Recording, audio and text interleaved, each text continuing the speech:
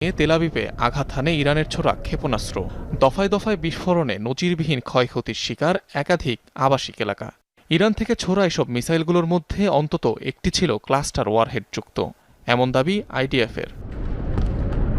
Ballistic ক্ষেপণাস্ত্রের চাদরে ঢাকা ভয়ঙ্কর এক মারণাস্ত্রের নাম ক্লাস্টার মিউনিশন। কখনো কখনো আঘাত হানে ব্যালিস্টিক মিসাইলের চেয়েও ভয়ঙ্কর রূপে। মূলত ক্লাস্টার মিউনিশনযুক্ত ওয়ারহেডগুলো মাটি থেকে 7 কিংবা 8,000 মিটার উচ্চতায় আকাশে থাকা অবস্থাতেই ছোট ছোট ওয়ারহেড কিংবা সাবমিউনিশনে বিভক্ত হয়, যা ছড়িয়ে পড়ে আশপাশের কয়েক কিলোমিটার এলাকায়, যেখান থেকে পরবর্তীতে ঘটতে থাকে একের পর এক বিস্ফোরণ। ক্লাস্টার বোমার সাবমিউনিশনগুলো দীর্ঘদিন মাটিতে সক্রিয় এবং অবিস্ফোরিত অবস্থায় থাকতে পারে।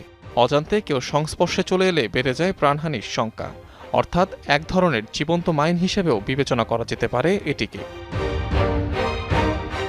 Convention on